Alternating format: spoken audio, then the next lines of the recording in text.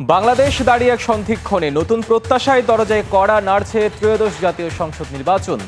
বদলের হাওয়া নিয়ে আসছেন লাখো তরুণ, যারা প্রথমবারের মতো পা রাখছেন ভোটের ময়দানে। তারা শুধু ভোটারই নন, হতে পারেন গেম চেঞ্জারও। দর্শক, এমন তরুণ অভিজ্ঞদের মুখেই শুনবো আগামীর ভাবনা। এসব জানতে ও জানাতে Madhumati bank road to parliament, আপনাদের সাথে আছি হিমাদ্রি রাহা। দর্শক, মধুমতি ব্যাংক রোড টু পার্লামেন্টে আজকে আমরা আলোচনা করব টাঙ্গাইল জেলার 5, 6, 7 ও 8 সংসদীয় আসন নিয়ে। জানবো এই আসনগুলোর তরুণ ও সাধারণ মানুষের কথা, সেই সাথে জানবো আসনগুলোতে রাজনৈতিক দল মনোনীত প্রার্থীদের নির্বাচনী ভাবনা। ফিরছি মূল আয়োজন রোড টু পার্লামেন্টে। দর্শক, রোড টু পার্লামেন্টে যেমনটা জানাচ্ছিলাম, আজকে আমরা টাঙ্গাইল জেলার 5, 6, 7 ও 8 সংসদীয় আসন নিয়ে কথা বলবো। আমরা কথা বলার আগেই আগে এই আসনগুলো 1991, 96, 2001 এবং 2008 এই 4টি নির্বাচনী বছরের পরিসংখ্যান আমরা দেখে নিতে চাই। দর্শক, নির্বাচনী বছর 1991 সালে টাঙ্গাইল 5 আসনে মেজর জেনারেল অবসরপ্রাপ্ত মাহমুদুল হাসান, তিনি জাতীয় পার্টির লাঙ্গল প্রতীকে 74,144 ভোট পেয়ে সংসদ সদস্য নির্বাচিত হন। তার নিকটতম প্রতিদ্বন্দ্বী আমরা দেখতে পাচ্ছি আওয়ামী লীগের নৌকা প্রতীক আব্দুল মান্নান, তিনি পেয়েছিলেন 71,455 ভোট। মাত্র 3,000 ভোটের একটা ব্যবধান ছিল, অর্থাৎ লড়াইটা খুব হাড্ডাহাড্ডি হয়েছে এমনটা বলাই যায়। আমরা 1996 সালের নির্বাচনী পরিসংখ্যান টাঙ্গাইল 5 আসনে যদি দেখি, আব্দুল মান্নান, যিনি 95,903 ভোট পেয়ে আওয়ামী লীগের নৌকা প্রতীকে তিনি সংসদ সদস্য নির্বাচিত হন। তার নিকটতম প্রতিদ্বন্দ্বী ছিল এম এ কাশেম, জাতীয় পার্টি লাঙ্গল প্রতীকে 69,430 ভোট। 2001 সাল নির্বাচনী বছর আমরা যদি দেখি, টাঙ্গাইল 5 আসনে মেজর জেনারেল অবসরপ্রাপ্ত মাহমুদুল হাসান, তিনি এক টাউন পর আবার তিনি নির্বাচিত হয়েছেন বিএনপি ধানের প্রতীকে 96,544 ভোট পেয়ে। তার নিকটতম প্রতিদ্বন্দ্বী ছিল গেলোয়ারের সংসদ সদস্য আব্দুল মান্নান, তিনি 83,458 ভোট পান আওয়ামী লীগের নৌকা প্রতীকে। সর্বশেষ 2008 সাল টাঙ্গাইল 5 আসনে এম এ কাশেম, জাতীয় পার্টির লাঙ্গল প্রতীকে 1,50,947 ভোট পেয়েছে, যিনি 91 সালে সংসদ সদস্য নির্বাচিত হয়েছিলেন। তার নিকটতম প্রতিদ্বন্দ্বী ছিল বিএনপির ধানের প্রতীকে, অর্থাৎ তিনি গেলোয়ার সংসদ সদস্য ছিলেন মেজর জেনারেল অবসরপ্রাপ্ত মাহমুদুল হাসান, তিনি 74,455 ভোট পান। এই গেল টাঙ্গাইল 5। টাঙ্গাইল 6 আসনের দিকে যদি তাকাই, 1991 সালে খন্দকার আবু তাহের, বিএনপির ধানের প্রতীকে 32,845 ভোট পেয়ে তিনি সংসদ সদস্য নির্বাচিত হন। তার নিকটতম প্রতিদ্বন্দ্বী ছিল আব্দুল মান্নান, তিনি আওয়ামী লীগের নৌকা প্রতীকে 17,936 ভোট পান। আমরা 1996 সালে টাঙ্গাইল 6 আসনের পরিসংখ্যান যদি তাকাই, আমরা দেখতে পাই 1996 সালে অ্যাডভোকেট গৌতম চৌধুরী, বিএনপির ধানের প্রতীকে তিনি 34,279 ভোট পেয়ে সংসদ সদস্য নির্বাচিত হন। তার নিকটতম প্রতিদ্বন্দ্বী ছিল খন্দকার আব্দুল বাতেন, আওয়ামী লীগের নৌকা প্রতীকে 32,329। মাত্র 2,000 ভোটের ব্যবধান আমরা দেখতে পাচ্ছি, খুবই হাড্ডাহাড্ডি একটা লড়াই ছিল। 2001 সালে আমরা যদি তাকাই, টাঙ্গাইল 6 আসনে অ্যাডভোকেট গৌতম চৌধুরী, তিনি আবারও বিএনপির ধানের প্রতীকে 55,173 ভোট পেয়ে সংসদ সদস্য নির্বাচিত হন। তার নিকটতম প্রতিদ্বন্দ্বী ছিল খন্দকার আব্দুল বাতেন, আওয়ামী লীগের নৌকা প্রতীকে 53,295 ভোট। আবারও সেই ঠিকই হাড্ডাহাড্ডি লড়াই, মাত্র 2,000 ভোটের ব্যবধান। অর্থাৎ টাঙ্গাইল 6 আসনে আমরা দেখতে পেয়েছি নিকটতম প্রতিদ্বন্দ্বীর সাথে ভোটের ব্যবধান কিন্তু খুব একটা বেশি ছিল না। 2008 সালে আমরা যদি তাকাই, খন্দকার আব্দুল বাতেন এবার স্বতন্ত্র থেকে তিনি নির্বাচন করেছেন, তিনি 1,34,297 ভোট পান। আহসান ইসলাম টিটু, তিনি আওয়ামী লীগের নৌকা প্রতীকে পান 86,812 ভোট। বেশ ব্যবধান ছিল। আমরা টাঙ্গাইল 7 আসনে যদি তাকাই, এবার টাঙ্গাইল 7 আসনে 1991 সালে খন্দকার বদরুদ্দিন, তিনি বিএনপির ধানের প্রতীকে 62,882 ভোট পেয়ে সংসদ সদস্য নির্বাচিত হন। তার নিকটতম প্রতিদ্বন্দ্বী ছিল ফজলুর রহমান ফারুক, তিনি আওয়ামী লীগের নৌকা প্রতীকে 41,392 ভোট পান। আমাদের টাঙ্গাইল 7 আসনে আমরা যদি দেখি, 1996 সালে আবুল কালাম আজাদ, তিনি বিএনপির ধানের প্রতীকে 59,848 ভোট পেয়ে সংসদ সদস্য নির্বাচিত হন। তার নিকটতম প্রতিদ্বন্দ্বী ছিল মোহাম্মদ একাব্বর হোসেন, তিনি আওয়ামী লীগের নৌকা প্রতীকে 54,303 ভোট পান। প্রায় 5,000 ভোটের একটা ব্যবধান ছিল। আমরা 2001 সালে টাঙ্গাইল 7 আসনের নির্বাচনী বছরের পরিসংখ্যান যদি তাকাই, মোহাম্মদ একাব্বর হোসেন, আওয়ামী লীগের নৌকা প্রতীক 89,931 ভোট তিনি পান। তার নিকটতম প্রতিদ্বন্দ্বী ছিল আবুল কালাম আজাদ, তিনি বিএনপির ধানের প্রতীকে 87,857 ভোট। অর্থাৎ মাত্র 2100 ভোটের একটা ব্যবধান আমরা লক্ষ্য করতে পারছি। আমরা 2008 টাঙ্গাইল 7 আসনে মোহাম্মদ একাব্বর হোসেন, আওয়ামী লীগের নৌকা প্রতীকে 1,30,154 ভোট পেয়ে তিনি সংসদ সদস্য নির্বাচিত হন। তার নিকটতম প্রতিদ্বন্দ্বী ছিল বিএনপির ধানের প্রতীকে আবুল কালাম আজাদ, তিনি 88,876 ভোট পান। আমরা টাঙ্গাইল 5, 6 ও 7 আসনের পরিসংখ্যান দেখালাম। সবশেষ টাঙ্গাইল 8 আসন, 1991 সালে হুমায়ুন খান পণ্য, তিনি বিএনপির ধানের প্রতীকে 61,396 ভোট পান, সংসদ সদস্য নির্বাচিত হন। তার নিকটতম প্রতিদ্বন্দ্বী ছিল বঙ্গবীর কাদের সিদ্দিক, আওয়ামী লীগের নৌকা প্রতীকে 59,089 ভোট। টাঙ্গাইল 8 আসন, 1996 সালের পরিসংখ্যানের দিকে যদি আমরা তাকাই, আমরা দেখতে পাই বঙ্গবীর কাদের সিদ্দিক, এবার তিনি আওয়ামী লীগের নৌকা প্রতীকে 1,03,003 ভোট পেয়ে সংসদ সদস্য নির্বাচিত হন। তার নিকটতম প্রতিদ্বন্দ্বী ছিল কামরুজ্জামান খান। তিনি বিএনপির ধানের শীষ প্রতীকে ৩৫,343 ভোট তিনি সেখান থেকে পান। আমরা ২০০১ সালে নির্বাচনী বছরের পরিসংখ্যান যদি তাই দেখি, বঙ্গবীর কাদের সিদ্দিকী কিন্তু এবার তার জনতা লীগ থেকে তিনি দাঁড়িয়েছিলেন। তিনি ৮০,৫৫৮ ভোট পেয়ে তিনি সেখান থেকে সংসদ সদস্য নির্বাচিত হন। তার নিকটতম প্রতিদ্বন্দ্বী ছিল আব্দুল সালাম খান, আওয়ামী লীগের নৌকা প্রতীকে ৫৪,৫০৫ ভোট। টাঙ্গাইল ৮ আসন সবশেষ ২০০৮ সালের নির্বাচনী বছরের পরিসংখ্যান আমরা যদি তাকাই, শওকত মোমেন শাহজাহান তিনি আওয়ামী লীগের নৌকা প্রতীকে ১,৩৩,৮৭০ ভোট পেয়ে সংসদ সদস্য নির্বাচিত হন। তার নিকটতম প্রতিদ্বন্দ্বী ছিল আহমেদ আজম খান, বিএনপির ধানের শীষ প্রতীকে ৬৫,৫২১ ভোট তিনি সেখান থেকে পান।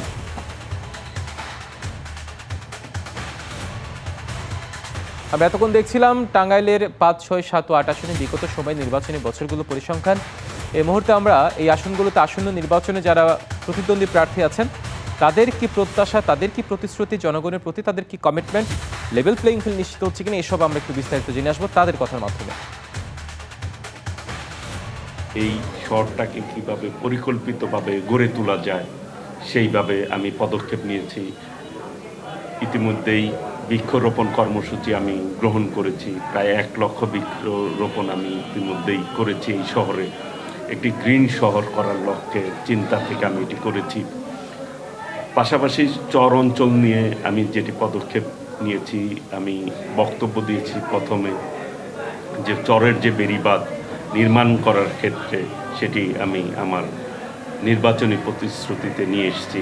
আমি যদি নির্বাচিত হই তাহলে টাঙ্গাইল সদরকে আমরা নতুন করে ঢেলে সাজাবো। এইখানে চরাঞ্চল আছে, এইখানে শহর আছে, এইখানে গ্রাম অঞ্চল আছে, এখানে কৃষি জমি আছে, এখানে কোনো শিল্প নাই। তো সেই ক্ষেত্রে আমরা দৃষ্টি দেব। এরপর শহরটাকে পরিচ্ছন্ন করা, গোছানো করা, তারপরে শিশুদের বাসযোগ্য করে গড়ে তোলা, এরপরে সদরের চরাঞ্চল যেগুলো আছে রাস্তাঘাট মেরামত করা, নদী ভাঙন রোধ করা। আমি এখন পর্যন্ত দেখছি প্রশাসন যথেষ্ট নিরপেক্ষতা বজায় অবলম্বন করছে, কিন্তু ইতিমধ্যেই আমার নেতাকর্মীদের বিভিন্নভাবে হুমকি দেওয়া হচ্ছে, বিভিন্নভাবে জোর করে তাদেরকে নিয়ে জোর করে ছবি তুলে ফেসবুকে পোস্ট করে দিয়ে বিভ্রান্তমূলক ছড়ানো হচ্ছে যে তারা আমার কাছ থেকে ওই দিকে চলে গেছে। এই ধরনের কিছুটা হুমকি দামকি দেখতে পাচ্ছি। ভোট যাকে খুশি তাকে দেন, সেটা আপনাদের ব্যক্তিগত অধিকার, কিন্তু আপনারা ভেবেচিন্তে একটু ভোটটা দিবেন যে আপনার একটি মূল্যবান ভোট যেমন একজন জনপ্রতিনিধিকে চোর, বাটপাট, দুর্নীতিবাজ, দখলবাজ, চাঁদাবাজ এটা বানাতে পারে, ঠিক তেমনিভাবে আপনার একটি মূল্যবান ভোট কিন্তু একজন জনপ্রতিনিধিকে মানুষের পক্ষের জনপ্রতিনিধি হিসেবে গড়ে কিন্তু আসলে তুলতে পারে। এটাই আমার আসলে বার্তা থাকে। আমরা সমন্বিত এবং ঐক্যবদ্ধ চিন্তা চেতনার মাধ্যমে এই নির্বাচনকে সক্রিয় ভূমিকা পালন করার ঐক্যবদ্ধ।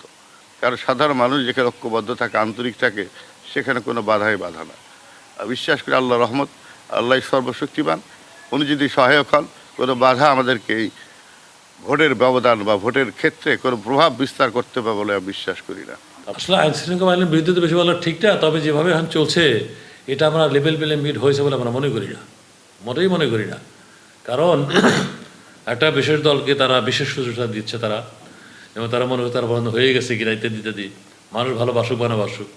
কাজে এটা যে এইভাবে চলতে থাকে তাহলে অবশ্যই আমরা মনে করি না যে এই প্রশাসন দিয়ে নিরপেক্ষ নির্বাচন হবে। আমি যদি বিজয়ী হতে পারি আপনাদের সার্বিক সহযোগিতা এবং সমর্থনের মাধ্যমে, আমি এই জনগণের অধিকার অক্ষর অক্ষরে পালন করব, সেই সাথে প্রত্যেকটা নাগরিক শান্তি, মুক্তি, নিরাপত্তা নিশ্চিত করব এবং কৃষি, শিক্ষা, স্বাস্থ্য এবং আপনার এই রাস্তাঘাট, ব্রিজ, কালভার্ট এবং মানবীয় উন্নয়ন সহ সকল কাজে আমি নিশ্চয়তা দিয়েছি। পরিবেশটা দূষিত করা হয়েছে গত ১৭ বছর। বাংলাদেশের পুরো পরিবেশটাই দূষিত হয়ে গিয়েছে। সেই দূষিত পরিবেশটাকে আমাদের মুক্ত করতে হবে, সেখান থেকে দোষমুক্ত পরিবেশ সৃষ্টি করতে হবে, যে পরিবেশে ছাত্র, যুবক, তরুণ সমাজ তারা পড়ার টেবিলে যেতে পারে এবং স্কুলে লেখাপড়া করার, স্কুল কলেজে লেখাপড়া করার আগ্রহ জাগে, তারা যাতে নেশা জগৎ থেকে বের হতে পারে। মানুষ চায় একটি দুর্নীতিমুক্ত সমাজ, আর বাংলাদেশ জামাত ইসলামী এদেশে একটি কল্যাণ রাষ্ট্র কায়েম করতে চায়, যে রাষ্ট্রে জনগণ তাদের অধিকার ফিরে পাবে।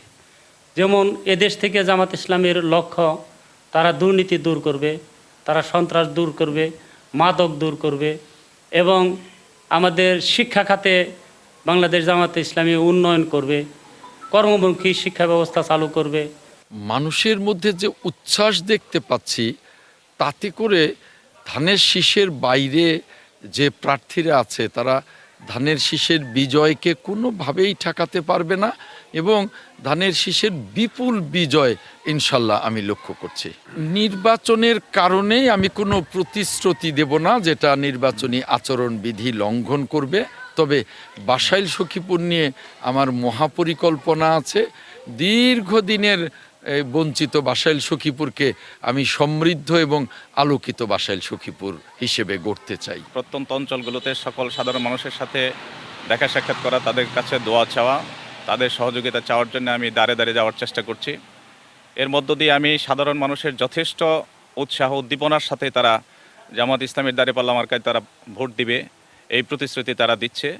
সেই হিসেবে আমি বলতে পারি বাসাইল সখীপুরের মানুষ নতুন মুখ দেখবে ইনশাআল্লাহ। দর্শক, আমরা এতক্ষণ শুনছিলাম এই টাঙ্গাইল 5, 6, 7 ও 8 আসনে যারা প্রার্থী আছেন তাদের কথা, জনগণের প্রতি তাদের প্রতিশ্রুতির কথা, তাদের প্রত্যাশার কথা।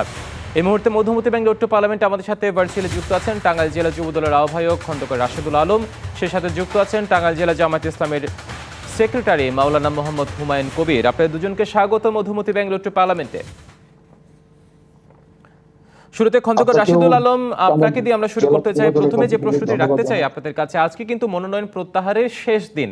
টাঙ্গাইলে যদি বলতে চাই স্বতন্ত্র প্রার্থী আছে যারা পূর্বে যারা বিএনপির কমিটিতে আছে, এ ধরনের কিছু টাঙ্গাইল 5 আসনের কথা যদি আমরা ধরি, কি মনে হয় আজকে কি তার প্রার্থিতা প্রত্যাহার হবে, নাকি যদি না হয় তাহলে দলের সিদ্ধান্ত কি হবে, যদি হয়ে থাকে তাহলে আপনাদের পরিকল্পনা কি? ধন্যবাদ আপনাকে। টাঙ্গাইল জেলা যুব দলের পক্ষ থেকে টাঙ্গাইলের 8টি আসনের সম্মানিত ভোটারগণকে আপনার মাধ্যমে আমি সালাম এবং শুভেচ্ছা জানাচ্ছি। এবং সেই সঙ্গে আপনার প্রশ্নে যেটি করেছেন যে স্বতন্ত্র প্রার্থী, আসলে দল যারা অতীতে করেছে বা এখনো যারা দলের সাথে সম্পৃক্ত আছে, দলের প্রত্যেকটি নেতাকর্মীর বিশ্বাস যে তারা দলের প্রতি শ্রদ্ধাশীল হবে, দলের প্রতি শ্রদ্ধাশীল থেকে দলের নির্দেশনা, দলের যে প্রার্থী সেই প্রার্থীর পক্ষে তারা ঐক্যবদ্ধভাবে কাজ করবে। আজকে বিকাল পর্যন্ত আমরা তাদেরকে আশা করব যে তারা অতীতে যেভাবে দলের প্রতি তাদের কমিটমেন্ট রক্ষা করেছেন, তারা সমস্ত ভেদাভেদ ভুলে গিয়ে, তাদের সমস্ত চাওয়া পাওয়ার আকাঙ্ক্ষা ভুলে গিয়ে, যেহেতু দল যাদেরকে নেতৃত্বের জন্য যোগ্য মনে করেছে, দল যাদেরকে এখানে সর্বোচ্চ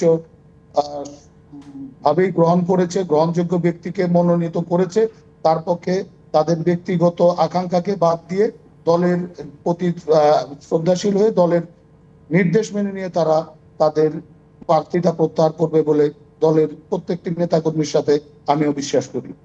নিশ্চয়ই, আমরাও চাই আপনারা দিন শেষে দলীয়ভাবে সুন্দরভাবে নির্বাচনটি করেন, এটাও প্রত্যাশা থাকবে ভোটারদের, যারা আপনার দলীয় কর্মী আছে তাদেরও সেই একই প্রত্যাশা। আরেকটি বিষয় যেটা আপনার কাছ থেকে জানতে চাই সেটি হচ্ছে, নির্বাচন যতই আসছে তত লেভেল প্লেইং ফিল্ড নিয়ে কিন্তু একটা প্রশ্ন উঠছে, সেটা আপনাদের দলের পক্ষ থেকে উঠছে, আপনাদের প্রধান প্রতিদ্বন্দ্বী জামায়াত ইসলামের পক্ষ থেকে উঠছে। কি মনে হচ্ছে টাঙ্গাইলের লেভেল প্লেইং ফিল্ড আসলে মাঠ পর্যায়ে কতটা নিশ্চিত হচ্ছে?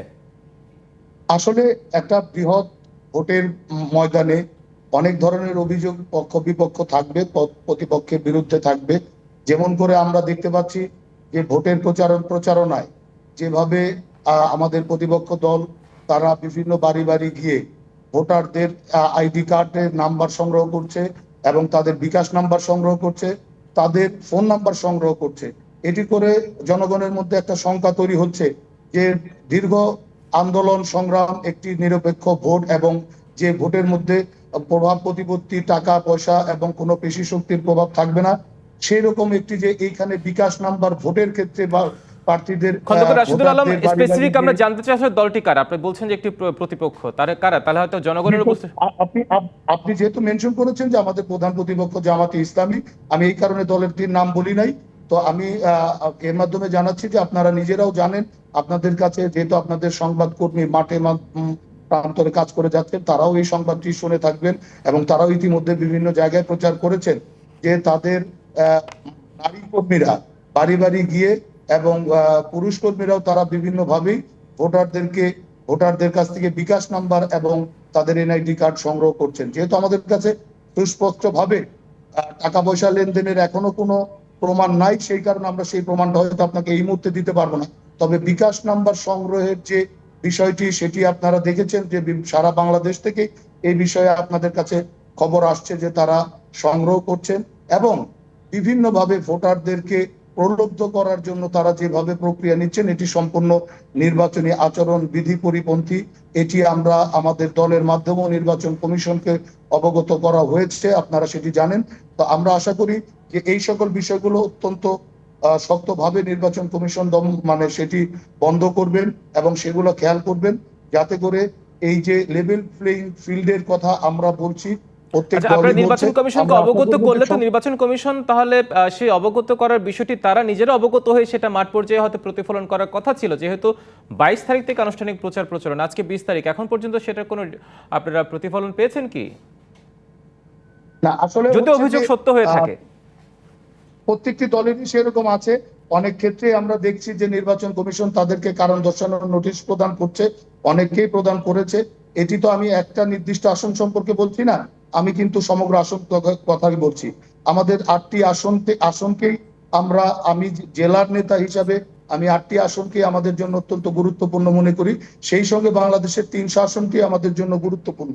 নিশ্চয়ই, অর্থাৎ ভোটের মাঠে লেভেল প্লেইং ফিল্ড নিয়ে আপনাদের কিছু প্রশ্ন রয়েছে, যেগুলো শঙ্কার বিষয় আছে, আপনারা নির্বাচন কমিশনকে অবগত করেছেন, যেটুকু আপনাদের রাজনৈতিক বাধ্যবাধকতায় থাকে। মাওলানা হুমায়ুন কবির, আপনাকে স্বাগত। আমরা শুনছিলাম যে আপনার সহ আলোচক যিনি খন্দকার রাশেদুল আলম বেশ কিছু অভিযোগ তুলেছেন এবং সরাসরি আপনাদেরকে বলেছেন যে বিকাশ নাম্বার তোলায় এই অভিযোগের সত্যতা আসলে কতটুকু, এর প্রেক্ষিতে আপনার বক্তব্য আমরা একটু জানতে চাই। ধন্যবাদ রাশেদুল আলম ভাইকেও, ধন্যবাদ আপনাকেও। যে আমরা বাংলাদেশ জামাত ইসলামী 2025 সালের ফেব্রুয়ারি থেকেই মাঠে নেমেছে এবং নির্বাচনী কার্যক্রম শুরু করেছে। আর ভাই যে বিষয়টা উল্লেখ করেছেন সেই বিষয়ে শুধু আমি প্রথমে বলতে চাই যে আমাদের ভাইরা বাড়ি বাড়ি যাচ্ছেন, বিকাশ নাম্বার চাচ্ছেন। আসলে আমাদের জামাত ইসলামের ভাইরা কিন্তু জামাতের কাজের ব্যাপারে সাংগঠনিকভাবে সবসময় বাড়ি বাড়ি আমরা যাই, প্রতিটি মানুষের কাছে সবসময় গিয়ে থাকি। সার্বিক সামাজিক উন্নয়ন করবে, ব্যক্তিগত সুযোগ সুবিধা, তাদের খোঁজ খবর নেওয়া, পারিবারিক খোঁজ খবর নেওয়া, এরপরে ধরেন একজন মানুষ অসুস্থ হয়ে পড়লো সেই ব্যাপারে খোঁজ খবর নেওয়া।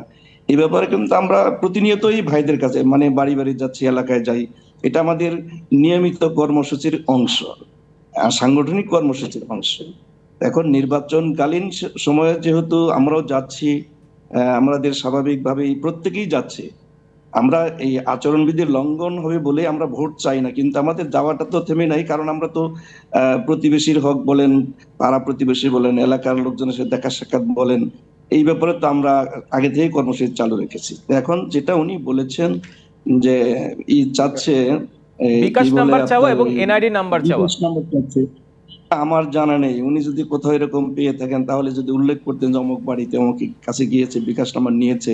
বিকাশ নাম্বার নেওয়ার অর্থ হলো সেখানে কিছু লেনদেনও হয়, এরকম কিছু যদি ঘটে থাকে তাহলে সেটা উল্লেখ করলে হয়তো আমরা এই ব্যাপারে দেখবো আর কি।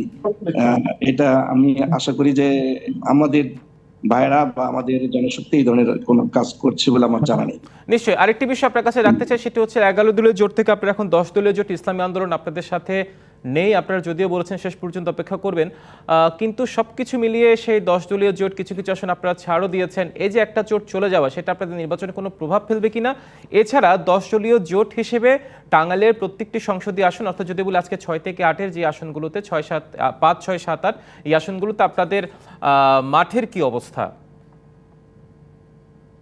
যে প্রথম কথা হচ্ছে আমাদের পলিসি ছিল সকল দলকে ঐক্যবদ্ধ করে একসাথে নির্বাচনী মাঠে থাকা। সেই ক্ষেত্রে মত পার্থক্য থাকতেই পারে, চিন্তার পার্থক্য থাকতেই পারে, এটা থাকাটাই স্বাভাবিক। সেই ক্ষেত্রে আমরা আলহামদুলিল্লাহ এখানে প্রথমত 11 দলীয় চিন্তা ছিল, সেখানে 10 দলীয় জোট হয়েছে। একজন বা একটি দল তার মতো পার্থক্যের কারণে, চিন্তার কারণে সে আলাদা থাকতেই পারে, থাকাটাই স্বাভাবিক।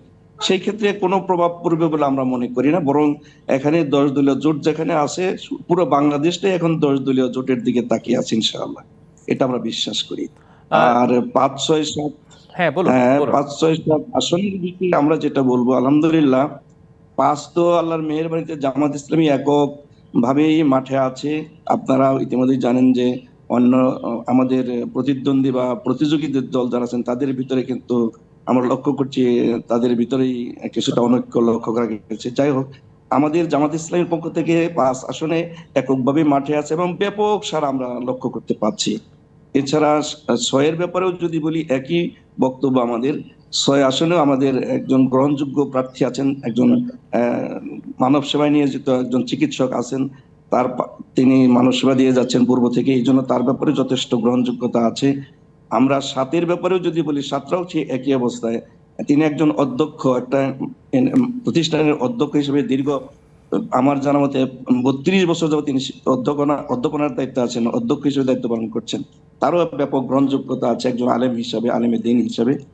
এছাড়া 8-এর কথা যদি বলি, সেক্ষেত্রে আমরা ইতিমধ্যে অর্থাৎ আপনাদের যাদেরকে প্রার্থী হিসেবে দিয়েছেন তারা প্রত্যেকে যোগ্যতা সম্পন্ন এবং জনগণ তাদেরকে নিশ্চয়ই ভোটের তাদের জনরায়ের মাধ্যমে বেছে নেবে প্রত্যাশা আপনাদের। খন্দকার রাশেদুল আলম, আপনার কাছে সবশেষে একটি প্রশ্ন জানতে চাই, সেটি হচ্ছে যে একটা অনৈক্যের কথা বলছে বিএনপি, একটি বড় দল, আমরা জানি বড় দলে বেশ কিছু বিভেদ থাকে, তাও আমরা জানি নির্বাচনের আগে সেই অনৈক্যের জায়গাটা ঐক্যের মাধ্যমে আনার সুযোগ আছে কিনা, ঐক্যের পথে আনার, মানে এক ব্যানারে আনার সুযোগ আছে কিনা? আপনি জানেন যে আমাদের দলটা অনেক বড় একটা দল, এখানে অনেকেই প্রার্থী হয়েছে। ইতিমধ্যেই সকল প্রার্থীদের সাথে ঐক্যবদ্ধ হয়ে কাজ করছেন। 2-1 যারা দলের নির্দেশনা এখনো মানছেন না, আমরা মনে করি না যে তারা যদি শেষ পর্যন্ত সেই দলের নির্দেশনা না মেনে তারা কাজ করেন, কারণ দলের সকল একদম তৃণমূল থেকে সকল পর্যায়ের নেতা কর্মী এবং সমর্থক প্রত্যেকটি ধানের শীষের প্রার্থীর সাথে কিন্তু ঐক্যবদ্ধ আছে। আপনারা দেখবেন যে নির্বাচনের মাঠে, অর্থাৎ বর্তমানে নির্বাচনের মাঠটি, সেই মাঠটি কিন্তু সরব আছে ধানের শীষের প্রার্থীর কারণে। অন্যান্য যারা আছে তারা সীমিত আকারে তাদের হয়তো প্রচারণা করছে।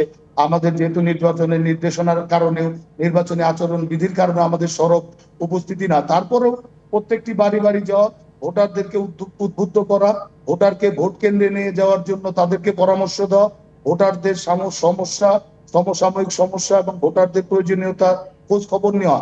প্রতিটি আসনেরই যারা ধানের শীষের প্রার্থী আছেন তাদের সাথে তৃণমূলের সকল নেতা কর্মী ঐক্যবদ্ধ। এখানে 2-1 বিভিন্ন আসনে যে প্রার্থী আপনারা দেখছেন, আপনারা খোঁজ নিয়ে দেখেন, তাদের সাথে ইতিমধ্যেই আমাদের দলের সকল নেতাকর্মী তাদের সাথে সম্পর্ক ছিন্ন করেছে। যদিও সকলে প্রত্যাশা করে যে তাদের শুভবুদ্ধি উদয় হবে, তারা দলের সাথেই কাজ করবেন। অন্ততপক্ষে আজকের দিন পর্যন্ত তারা অপেক্ষা করছেন। যদি তারা আজকের দিনের মধ্যেও সেই শুভবুদ্ধি উদয় না হয়, তাহলে মানে নেতা কর্মীদের সাথে সাথে স্থানীয় জনগণও তাদেরকে প্রত্যাখ্যান করবেন। কারণ আপনারা এটি ভালো করে জানেন যে বিগত দিনগুলোতে যারা অত্যাচারিত হয়েছে তারা কিন্তু বিএনপির পরিচয়ে অত্যাচারিত হয়েছে, তারা কোনো ভাইয়ের লোক হিসেবে অত্যাচারিত হয় নাই, তাদের পরিচয় বিএনপির। কাজেই এই ধানের শীষের ভোট দেওয়ার জন্য যে 17 বছরের অপেক্ষা, সেই অপেক্ষার যে সামনে 12 ফেব্রুয়ারির যে দিনটি, সেটি সাধারণ ভোটাররাও যেমন মিস করবে না এবং বিএনপির নেতা কর্মীদের তো সেই নিশ্চয়ই। আপনার খন্দকার রাশেদুল আলম, মাওলানা মোহাম্মদ হুমায়ুন কবির, আপনাদের জন্য শুভকামনা। আমরাও চাই জনগণ তাদের প্রত্যাশিত প্রার্থীকে বেছে নেবে এবং জনরাই যারা যোগ্য তাদের পক্ষে আসবে। অসংখ্য ধন্যবাদ। দর্শক দেখছেন Madhumati bank road to parliament. সময় হলো একটি বিরতির, সাথে থাকুন। বিরতির পর আবারও স্বাগত জানাচ্ছি মধুমতি ব্যাংক রোড টু পার্লামেন্টে। দর্শক, মধুমতি ব্যাংক রোড টু পার্লামেন্টে এ পর্যায়ে আমাদের সাথে যুক্ত আছেন জাতীয় নাগরিক পার্টির টাঙ্গাইল জেলার সদস্য সচিব মাসুদুর রহমান রাসেল। মাসুদুর রহমান রাসেল, আপনাকে স্বাগত মধুমতি ব্যাংক রোড টু পার্লামেন্টে। আপনার কাছে শুরুতে যে প্রশ্নটি, আপনারটা আনমিউট করতে হবে, আনমিউট করলে দর্শকরা আপনাকে শুনতে পাবে রাসেল। ধন্যবাদ। হ্যাঁ, প্রথমে যে প্রশ্নটি আপনার কাছে রাখতে চাই সেটি হচ্ছে, আপনারা জোটের সাথে আছেন, 10 দলীয় জোটের সাথে আছেন, সেই জোটের মাধ্যমে আপনারা নির্বাচনে এসেছেন। কি মনে হচ্ছে প্রধান প্রতিদ্বন্দ্বী দেশের মাঠে বিএনপি আছে, তাদের বিপরীতে গিয়ে আসলে আপনারা জোট সমর্থিত প্রার্থী হিসেবে কতটা আশাবাদী? আচ্ছা, ধন্যবাদ। আমাদের জোট সঙ্গী হিসাবে আপনারা জানেন যে জামাত সহ এবং ইসলামী দলগুলো নিয়ে আমরা এই ত্রয়োদশ জাতীয় সংসদ নির্বাচনে অংশগ্রহণ করতেছি। সারা বাংলাদেশে আমরা জোটে 30টা আসন পেয়েছি, তার মধ্যে আমাদের টাঙ্গাইলে আমরা 1টি আসন পেয়েছি, টাঙ্গাইল 3, ঘাটাইল আসনে। তো আলহামদুলিল্লাহ আমাদের জোট হিসাবে আমরা তৃণমূলে যেভাবে কাজ করতেছি, জামাত সহ অন্যান্য জোট সঙ্গীরা আমাদেরকে পূর্ণ সমর্থন দিচ্ছে এবং তৃণমূলে আমাদের ব্যাপক সাড়া পাচ্ছি। যদিও ভোটের মাঠে হচ্ছে বিএনপি আছে একটি শক্তিশালী দল এবং আমাদের ঘাটাইল আসনে আপনার এখানে বিএনপি স্বতন্ত্র প্রার্থীও আছে। তো আলহামদুলিল্লাহ এখন পর্যন্ত আমরা মোটামুটি ভালোভাবে কাজ করতেছি। তবে এখানে বেশ কিছু পরিস্থিতি দেখা যাচ্ছে যে আপনার একটি দল যারা বিভিন্ন ভোটারকে বা বিভিন্ন ধরনের লোকজনকে মানে ভয়ভীতি দেখানোর চেষ্টা করতেছে যে ভোট কেন্দ্র তারা দখল করবে বা এই ধরনের অনেক কথাবার্তা আমরা দেখতেছি। পাশাপাশি তারা হচ্ছে প্রশাসনকে মিসইউজ করার চেষ্টা করতেছে যে প্রশাসন নাকি তাদের কথা শুনে বা তাদের দখলে আছে, এই ধরনের কথাবার্তা মানে রিউমার ছড়াচ্ছে। যদিও আমরা প্রশাসনের সাথে কথা বলেছি, প্রশাসন বলছে যে আমরা এখনো নিরপেক্ষ আছি, শেষ দিন পর্যন্ত আমরা নিরপেক্ষ থাকবো। পাশাপাশি এখানে আরেকটি ঘটনা ঘটতেছে, সেটা হচ্ছে যে আওয়ামী লীগের যারা লোকজন ছিল তাদেরকে ভয় ভীতি দেখিয়ে বিএনপি বানানোর চেষ্টা করা হচ্ছে এবং গ্রেপ্তার আতঙ্ক ছড়িয়ে দিয়ে তাদেরকে মানে ভয়ভীতি দেখানো হচ্ছে আর কি। তার মানে আপনারা আওয়ামী লীগের যারা আছেন তাদের সাথে যোগাযোগ করেছেন, তারা সেই যোগাযোগ করার পর সেই তথ্যটা আপনারা জেনেছেন, এটাই কি? না না, তারা আমাদের সাথে যোগাযোগ করে নাই। আমরা যখন ভোটের মাঠে থাকি এটা এলাকায় মানে আপনারা যোগাযোগ করেছেন কিনা, মানে তাহলে সেই তথ্যটা এলো কোত্থেকে? এই সাধারণ মানুষের মুখে মুখে এগুলো এখন মানে ছড়িয়ে যাচ্ছে আর কি। তাহলে তার মানে সেই ভোটারগুলো এলাকায় আছে, তাহলে সেই ভোটারগুলোকে নিয়ে আপনাদের পরিকল্পনা কি? জি জি, আমরা যখন বিভিন্ন জায়গায় যাচ্ছি, বিভিন্ন সময় আমরা উঠান বৈঠক বা বিভিন্ন সময় যাদের সাথে কথা বলতেছি তাদেরকে আমরা বলতেছি যে প্রশাসন নিরপেক্ষ আছে।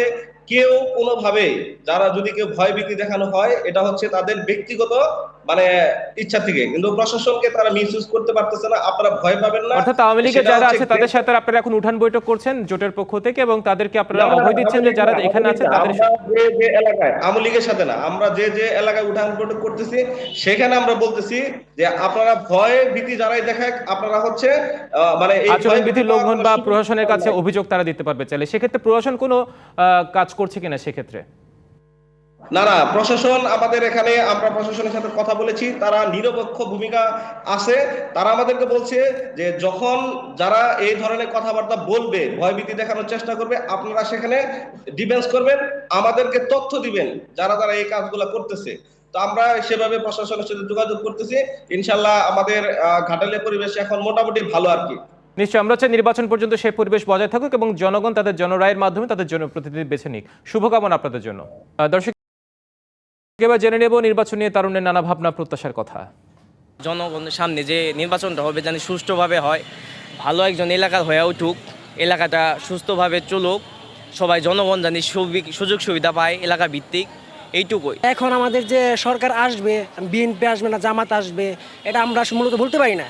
তো যে দলই আসুক সেটা যদি তার অতীতের মতোই করে তাহলে মানে মূলত এই দেশে টিকতে পারবে না। সঠিকভাবে নির্বাচনটা করবে আর যার যার ভোট সেই দিবে, কোনো দুর্নীতি চলবে না, আমি এটাই চাই। খুব আশাবাদী যে ভালো কিছু হবে, সুষ্ঠু হবে ভোট এবং নিজের ভোট যাতে নিজে দিতে পারি, এটাই আমাদের প্রত্যাশা। তাদের কাছে দাবি দেওয়া রাস্তাঘাটের উন্নয়ন, দেশের স্কুল কলেজের উন্নয়ন, চাঁদাবাজি, নেশা মুক্ত, এটি প্রত্যাশা। দর্শক, এবার নির্বাচনকালীন টাঙ্গাইল জেলার আইন শৃঙ্খলা পরিস্থিতি নিয়ে প্রস্তুতির কথা জেনে নেব অতিরিক্ত জেলা প্রশাসক যিনি সার্বিকের দায়িত্বে আছেন তার কাছ থেকে।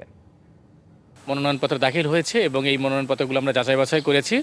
আগামী 21 জানুয়ারি আমরা প্রতীক বরাদ্দ করব। প্রতীক বরাদ্দ দেওয়ার পরপরই প্রার্থীগণ তাদের প্রচারণা শুরু করতে পারবেন। আমরা সারা জেলায় আচরণবিধি প্রতিপালনে এ পর্যন্ত মোট 24 জন এক্সিকিউটিভ ম্যাজিস্ট্রেট নিয়োগ দিয়েছি। সামনে আরও আমরা এক্সিকিউটিভ ম্যাজিস্ট্রেট দিব। আমাদের আইন শৃঙ্খলা রক্ষাকারী বাহিনীর সদস্যগণ প্রতিনিয়ত কাজ করে যাচ্ছেন। পাশাপাশি আপনারা জানেন সশস্ত্র বাহিনী এবার ভোটে কাজ করবে, তারাও কিছুদিনের মধ্যে ডিপ্লয় হয়ে যাবে। আশা করছি যে আমরা খুবই চমৎকার গ্রহণযোগ্য একটা নির্বাচন দেশবাসীকে উপহার দিতে পারবো। দেখছেন Madhumati bank road to parliament. সময় হলো আরেকটি বিরতির সঙ্গে থাকা। স্বাগত আবারও, আপনারা দেখছেন Madhumati bank road to parliament. দর্শক, ভোটের আড্ডায় মুহূর্তে আমাদের সাথে যুক্ত হয়েছেন সহকর্মী সোহেল তালুকদার। সোহেল, কেমন দেখছেন সেখানে যারা সাধারণ ভোটার আছে, তরুণ যারা আছে, তাদের নির্বাচনী আমেজ, তাদের প্রত্যাশা কি? আপনার মাধ্যমে আমরা শুনতে চাই। হিমাতে আমি একেবারে রয়েছি যমুনার মধ্যে আর কি, যমুনার তীরে পাড়াপাড়ের অংশে। এই অঞ্চলের মানুষের যে প্রত্যাশা এবং যে নির্বাচন কেন্দ্রিক ভাবনা, আমরা সেই বিষয়গুলি জানবো। আমার পাশে রয়েছেন একজন প্রথমবার ভোট দেবেন নারী ভোটার। আপনার প্রত্যাশা কি? ধন্যবাদ আপনাকে। আমরা নারী, আমরাই পারি। কিন্তু যুগ যুগ ধরে এই নারীরাই বিভিন্ন ধরনের বৈষম্য শিকার হচ্ছে। বাল্যবিবাহ, ইফটিজিং, মাদকাসক্ত নারীকে দমিয়ে রাখার চেষ্টা করছে। বাংলাদেশের জনসংখ্যার প্রায় অর্ধেক জনসংখ্যা নারী, তবুও এই নারী তার নিরাপত্তার চিন্তা করছে। এখন পর্যন্ত আমি একজন নারী হয়ে রাত্রে 10টা বাজে বাইরে থাকতে পারি না, আমার নিরাপত্তার সমস্যা। আমি চাই আমার টাঙ্গাইল জেলা তথা বাংলাদেশ নারীদের জন্য একটি সুন্দর সুষ্ঠু দেশ হিসাবে উপহার দিবে। বুঝতে পেরেছি যে সে নিরাপত্তার কথা বলছিলেন। আমরা আপনার কাছ থেকে জানতে চাই, আপনি তো নতুন ভোটার, আপনার প্রত্যাশা। ধন্যবাদ ভাইয়া। আমি চাই, সর্বপ্রথম চাই যে আমাদের দেশে অবাধ সুষ্ঠু নির্বাচন অনুষ্ঠিত হোক, যার মাধ্যমে যোগ্য যারা আছে তারাই যেন দায়িত্ব পায় আর কি দেশ পরিচালনা করার জন্য। আর আমাদের হচ্ছে কর্মমুখী শিক্ষা ব্যবস্থা সেটা আর উন্নত করা হোক। কারণ আমরা দেখা গেছে যে প্রতি বছরই হাজার হাজার শিক্ষার্থীরা গ্রাজুয়েশন কমপ্লিট করে বেকার বসে আছে, তারা কোনো কর্মসংস্থানের ব্যবস্থা করতে পারতেছে না। আর মূলত আমরা 18-20 বছর লেখাপড়া করে যে সার্টিফিকেট অর্জন করি, সেই সার্টিফিকেটের আমাদের কোনো মূল্যায়ন নাই। মূলত সেই সার্টিফিকেট শুধু আমরা ব্যবহার করতে পারি চাকরির আবেদন করার জন্য, তাছাড়া আমরা সারা জীবন আপনি চাচ্ছেন যে কর্মমুখী শিক্ষা এবং সেই শিক্ষাটা যেন খুব দ্রুত হয়। এর পাশে একটু আসতে চাই যে শিক্ষা নিয়ে কথা বলছিলাম, আপনার কি কোনো ভাবনা আছে? জি অবশ্যই, ধন্যবাদ আপনাকে। আমি কথা বলতে চাই আমাদের প্রাথমিক শিক্ষা নিয়ে। যেহেতু আমাদের টাঙ্গাইলের বড় একটা অংশ চরাঞ্চল, এবং এই চরাঞ্চলের মধ্যে বেশ অনেকগুলো সরকারি প্রাথমিক বিদ্যালয় আছে, কিন্তু আমরা যেটা দেখতে পারি যে প্রাথমিক শিক্ষা ক্ষেত্রে ব্যাপক ভরাডুবি টাঙ্গাইলে দেখা যায়। সেই আপনি প্রাথমিক শিক্ষার উন্নয়ন চাচ্ছেন, এদিকে আসতে যাচ্ছি। আপনার শিক্ষা বললো, স্বাস্থ্য, কৃষি, সে বিষয়ে কোনো মতামত রয়েছে? আমি বলতে চাই স্বাস্থ্য নিয়ে। আমাদের ভয়াপুর উপজেলায় একটি 50 শয্যা বিশিষ্ট স্বাস্থ্য কমপ্লেক্স রয়েছে, কিন্তু আমাদের নদীমাতৃক এলাকা হয় সংখ্যাগরিষ্ঠ মানুষই দারিদ্র্য সীমার অনেক নিচে বসবাস করে। তো আমাদের যে প্রাথমিক যে স্বাস্থ্য সেবাটা, সেটা আমাদের উপজেলা স্বাস্থ্য কমপ্লেক্সে আমরা পর্যাপ্ত পাই না। সেখানে পর্যাপ্ত ডাক্তার নেই, চিকিৎসা ব্যবস্থাটাও সেভাবে উপযোগী নয়। তো সেখান থেকে রোগী পাঠিয়ে দেওয়া হয় টাঙ্গাইল, যেটা একটা রোগীর জন্য একটা ব্যয়বহুল। আপনি চাচ্ছেন যে সর্বত্রই এই একই যে চিত্র বিরাজ করছে, এবং পাশে আরো অনেকে যারা ভোটার ছিলেন, আমরা সময় স্বল্পতা তাদের যে অভিজ্ঞতা বা তাদের ভাবনাগুলো নিতে পারছি না। তবে তাদের সাথে আমরা যে আলোচনায় যে কথাগুলো আমরা তারা বলেছেন যে তারা সুশাসন চান, জবাবদিহিতা চান, এবং যারাই আসবেন যে একজন যে শিক্ষা, স্বাস্থ্য এবং যে মৌলিক অধিকারগুলো রয়েছে কৃষি সহ সকল ক্ষেত্রেই তার যে প্রতিশ্রুতিগুলি তারা দিবেন সেগুলোর যথাযথ বাস্তবায়ন চান। হিমাদ্রি। সোহেল, আপনাকে ধন্যবাদ। মধুমতি ব্যাংক পার্লামেন্টে ছিল আজকের মতো। আগামীকাল দেখা হবে একই সময়ে। ভালো থাকুন ডিবিসি নিউজের সঙ্গে।